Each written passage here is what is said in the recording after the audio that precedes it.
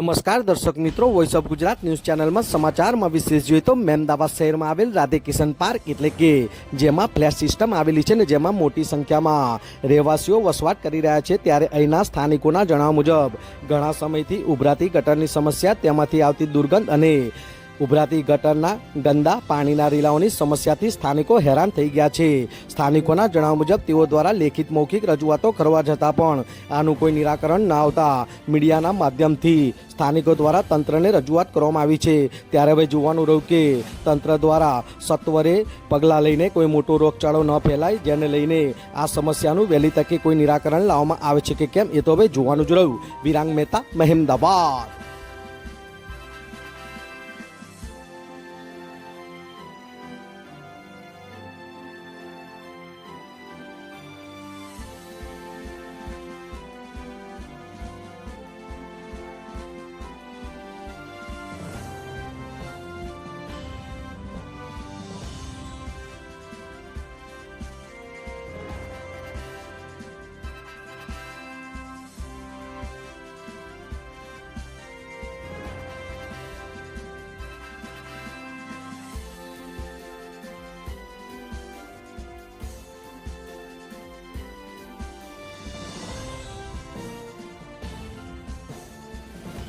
નમસ્કાર દર્શક મિત્રો, વોઇસ ઓફ ગુજરાત ન્યૂઝ ચેનલમાં આપનું સ્વાગત છે। હાલ આપણે મહેમદાવાદ રાધેકિશન પાર્ક એટલે રાધેકિશન પાર્ક ફ્લેટ જે આવેલા છે, ફ્લેટ સિસ્ટમ આવેલી છે, એની અંદર આ દ્રશ્યમાં મેં આપણે બતાવ્યું કે ગટરના ગંદા પાણીના રેલાઓથી, ગટરના ગંદા પાણીની દુર્ગંધથી આ લોકો હેરાન પરેશાન થઈ ગયા છે। અહીંયા ઘણી મોટી સંખ્યામાં મહિલાઓ છે, યુવાનો છે, વડીલો પણ છે।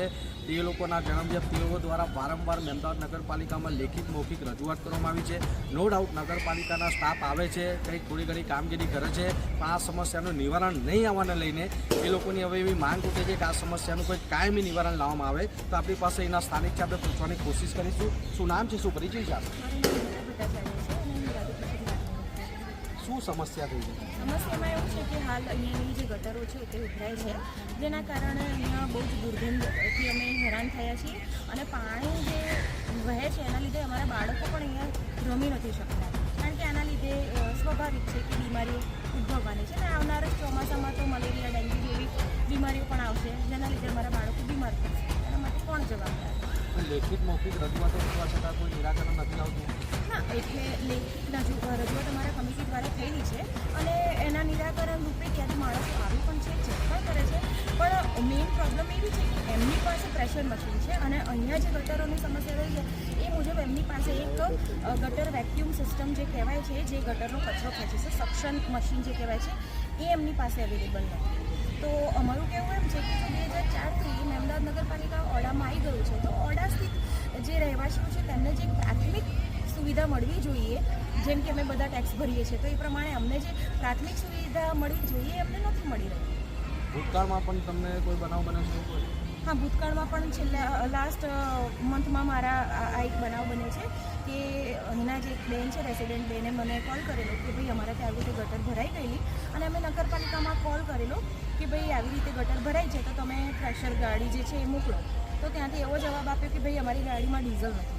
2-3 વાર એમને એવો જોવા મળ્યો। ત્યારબાદ એ બેને મને કહ્યું કે બેન તમે કદાચ વાત કરો, તમે સ્પેશિયલી એક્ટિવ છો તો પછી આપણે વાત કરી।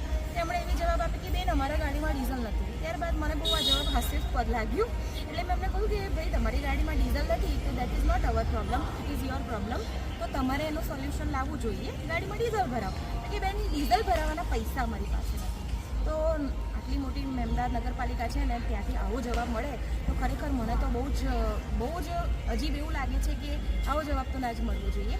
તો મને યોગ્ય ના લાગ્યું। ત્યારબાદ મેં ચીફ ઓફિસર મેડમ શ્રી છે એમને વાત કરી, એમણે તાત્કાલિક ધોરણે આનું સોલ્યુશન તો કરી આપ્યું, પણ મુદ્દો એ જ છે કે જ્યાં કચરો ફસાયેલો છે કે જ્યાં આપણને ગટર સેક્શન વેક્યુમ સક્શન મશીનની જરૂર છે ત્યાં આપણે પ્રેશર આપીશું તો એનું કંઈ થવાનું નથી। અમારે ટેમ્પરરી સોલ્યુશન નથી જોઈતું, અમારે પરમનન્ટ સોલ્યુશન જોઈએ છે। આથી મહેમદાવાદ નગરપાલિકા આજે અમુક મશીનરી છે જે ગટર, પાણી કે પછી કોઈ બિલ્ડિંગ રિલેટેડ હોય કે પછી જે જાનવરો છે જેનાથી બાળકો પીડિત થાય છે એના માટેની જે એમને ઉચકી જવાની ગાડીઓ છે એ વસાવે, જેથી આનો અમને પરમનન્ટ ઇલાજ મળે। તો જોઈ શકો છો દર્શક મિત્રો, આ મુજબ તેઓના જણાવ્યા મુજબ નગરપાલિકા કામ નથી કરતી એવું નહીં. હાલના નવનિયુક્ત જે પ્રમુખશ્રી છે પ્રશાંતભાઈ પટેલ, હાલ જે ચીફ ઓફિસર છે કૈલાસબેન, એટલે આ લોકો કામ કરે છે. નગરપાલિકાના માણસો આવે છે પણ ખરા અને સમસ્યાનું નિરાકરણ કરવાની કોશિશ પણ કરે છે, પણ તે લોકોની માંગણી એવી છે કે આ સમસ્યાનું કોઈ કાયમી નિવારણ લાવવામાં આવે તો સારું, જેથી કરીને આવનાર સમયમાં ચોમાસું આવશે અને આ ગંદકીને લઈને, આ ગટરના ગંદા પાણીના જે ખાબોચિયા ભરાય, એના રેલા થાય, એની દુર્ગંધ થાય, એને લઈને મચ્છરો જેવા ઉપદ્રવો એની અંદર ઉત્પન્ન થાય અને એના હિસાબે કોઈ મોટી બીમારી ન માથું ઉચકે, તેને લઈને હવે આ લોકો દ્વારા લેખિત મૌખિક રજૂઆત કરવા છતાં પણ આ સમસ્યાનું નિરાકરણ ન આવતા તે લોકો દ્વારા મીડિયાના માધ્યમથી રજૂઆત કરવામાં આવી છે કે વહેલી તકે કાયમી આ સમસ્યાનું કોઈ નિવારણ કરવામાં આવે. હવે જોવાનું રહ્યું કે તંત્ર દ્વારા આ સમસ્યાનું કોઈ કાયમી નિવારણ કરવામાં આવે છે કે કેમ, એ તો હવે જોવાનું જ રહ્યું. Voice of Gujarat, Virang Mehta, Ahmedabad.